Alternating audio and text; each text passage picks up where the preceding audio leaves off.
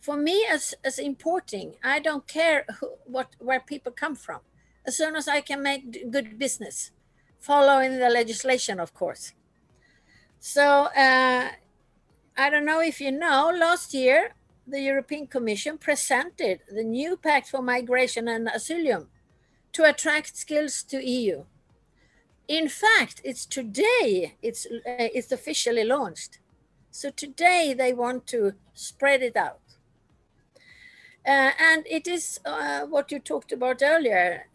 Thanks to, if we have migrants willing to take the risk to be an entrepreneur, we will have a larger scale of job creation. They want in this program that we would like to offer job creation, training, tailored training, and mentoring for entrepreneurs from other countries, so that we get them involved. What I think is also very important, I have talked with my organization here, the Federation, the Swedish Federation, that I think is very important, that we should work very hard to get all entrepreneurs in, not a white Swedish man in that organization. We need everyone to be together with us. When they talk, all the politicians, national and European, when they talk about integration, it's very easy to mention integration. What do we mean? Yes, they need to talk about entrepreneurship. Not only integration as someone should have a job or somewhere to stay. No, we need entrepreneurship. We need all these skilled and very good entrepreneurs. I'm so impressed to be when I'm in the board of Unity since 1 year back, and I see all these entrepreneurs coming into EU. I'm very impressed. But the Commission can do more.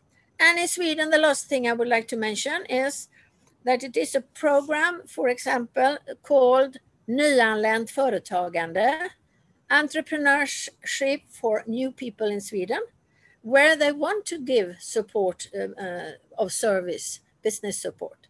Italy, for example, they have CNA World. It's their a small business organization, one of them, and they have business support organization for migrant entrepreneurship. So we need to go together, to work together, all together. And I have been pushing a Företagarna in Sweden, so I hope we can connect you with Företagarna to find out a way. Thank you very much for listening. What I'm going to talk about is mostly on the individual level, because me, myself, 3 years ago, I became a politician and I'm the deputy mayor today. But before that, I was born in a country in former Yugoslavia, Macedonia, and we came to Sweden when I was 6 or 7 years old. So, and after we came to Sweden, it took my father almost 10 years to get a real job, to get the chance to make and earn his own money. And this is a big disaster for people coming here to Sweden, to our country, because it's not about only the financial part and the, how should I say, the part of the society that loses all this human capital that is really important. But it's also another problem that I'm thinking of. It's the social problems that cost the society even more when we don't make sure that these people that come to our country can give back to Sweden by starting a company, by working, by feeling that they're part of this society. To be honest, when it comes to the national politics, we have to say that before it used to take almost 10 years to make sure that someone came into the labor market. Now we're down to maybe 4 or 5 years, but still it's a long time for someone not doing anything, not being able to actually work and pay taxes and actually contribute to our welfare state also, which gives us all welfare. And another thing that I've been thinking about is the validation that Gunilla also mentioned. My wife is educated in Macedonia. She came here 8 years ago, and she's still struggling to get in to work as a social worker, although they are screaming after social workers in Sweden because there's a huge demand for that. So we have to work with the validation process, and I'm listing that within my party very much actually, that it's too complicated. People come to Sweden, they have education, but we cannot use that in a proper way. We have 50% almost of the taxi drivers in Sweden with university diplomas. And it's a disaster. It's a waste of talent, if you ask me. Locally, here in Malmö, we've been working very much with actually working in an early stage with people.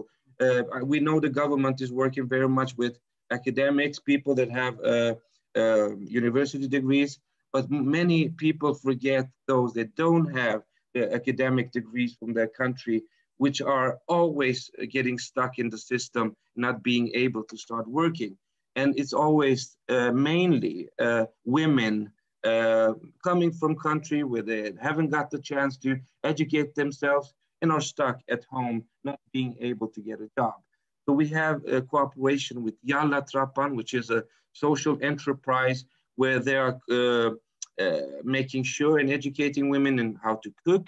And now they're in public procurement. So they are a company that is financing themselves, but we as a municipality also finance that Jalla Trappan, because we think that is a really interesting, a good way of integrating, especially women that are very far away from the labor market. And this is actually my theory about integration. The integration here in Sweden, there is actually no definition of integration. That is, what is integration? What is required from the people to call them totally integrated? Is it to change their culture in total, or is it to, you know, find their way in the middle of this society? Which is the right one? And it's actually, in my opinion, I think the right one is to live here in Sweden it's a normal life, like the one that is born here in Sweden. One that is born in Sweden have his own parents to teach him how his life is going on, how his life is going to be, and what is required from him to move on in his life in Sweden. While a new person who is coming newly to Sweden from a totally different culture and a totally different environment have nothing like that. Like me, for example, I came directly to Sweden. I didn't know what kind of language the Swedish speaks. So I don't know. I've been traveling around in the Middle East because of my job, but I didn't know what's the language in Sweden. And it's really hard to find your way in here. But what helped me to find my way is actually a company that is open the door. And what when you said, Kenan, that it's very important to open the door for these people.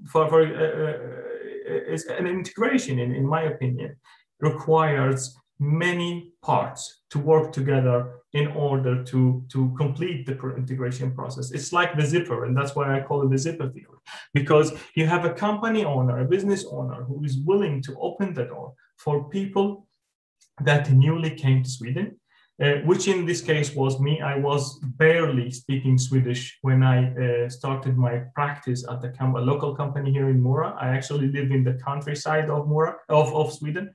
So it was a local company that manufactures products here in Sweden, and I told them that I can export your products and find markets for you in the Middle East because of my former experience. And they were willing to, okay, let's try it.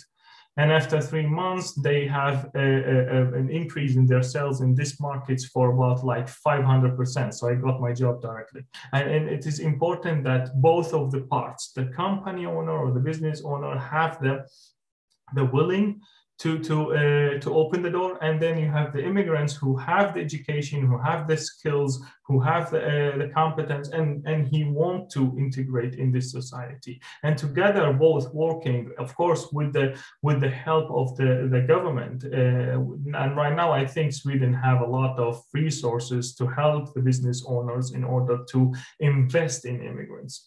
So I think you will get a win-win situation. Right now, when I left the company, we have already made about like 15 million crowns, which is about 1.5 million euro, I think, in the market. And then I left the company in order to pursue my own dream. I can tell it's difficult to be immigration in another country, not only in Sweden. It's for everyone is difficult. The problem is the adaptation to culture, with the language, with many ways. You know, now it's my experience. If I have it money, it's the business investment. Entrepreneur is not only work with money. You have to get experience in this when you live in this country, with the language, with the way, with the connect, with the many things. English is not helping. Your own language is not helping. If you live in Sweden, you have to know it's Swedish. I got it many difficult times when I start with the economical first. The other things I am the first person with this kind of business in Sweden, and got permission from the city hall, from agriculture. Of course, right now I am very proud with myself because I am the only immigrant person in this agriculture business branch. I love Sweden a lot. First, I want to say Sweden is a really nice country to be here, but Sweden is 10 million and big country and not very much immigrants culture. We are multicultural people, you know. It's, for example, it was in Germany, in Belgium, Holland, the immigrant culture is adapted many, many years ago, but in Sweden, it's not. That's why when you come with unique ID, it's difficult to Swedish government or like city hall understood. They are not very open for this new ideas from the other culture people. Simple things is the restaurant, taxi, they are very calm.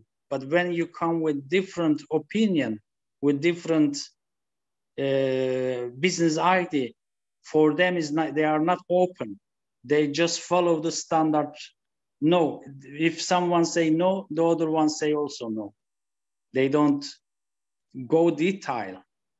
That was my biggest problem in beginning. It's a project funded by the EU, ESMEA, and it's basically a community of more than 2,000 women entrepreneurs, and the aim of the project is to foster women entrepreneurship across Europe. First of all, when we talk about women entrepreneurship, we say it is important, but why it is important? Basically, there are some common places about women entrepreneurship, but it's always nice to look at figures. When we say that the entrepreneurial system is still dominated by men, we state something that is actually based on figures, because women make up to 52% of the total European population, but only to 34% of self-employed and 30% of startups. And when it comes to investors, only less than 8% of women are women investors. So actually there is a problem with underrepresentation of women entrepreneurs.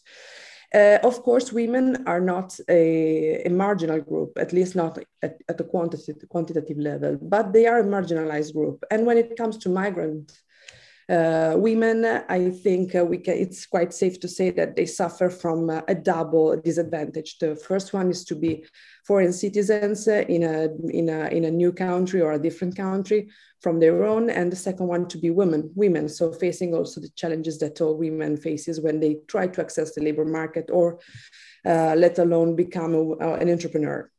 But when it comes to networking, I think, as I said, this is where WeGate really is willing to make a difference. So networking have a place for women entrepreneurs to get curatorship, to get success stories, to get best practices. So not just services, but also celebrating being a women entrepreneurs and get in touch with other women entrepreneurs to share ideas and like feel a part of something that is bigger than us and being a part of a group that faces challenges that are challenges that to some extent that all entrepreneurs face, but some of them, we must say, are gender specific challenges. So this is why to be together with a long-term women entrepreneur can be really an added value for a women entrepreneur wannabe.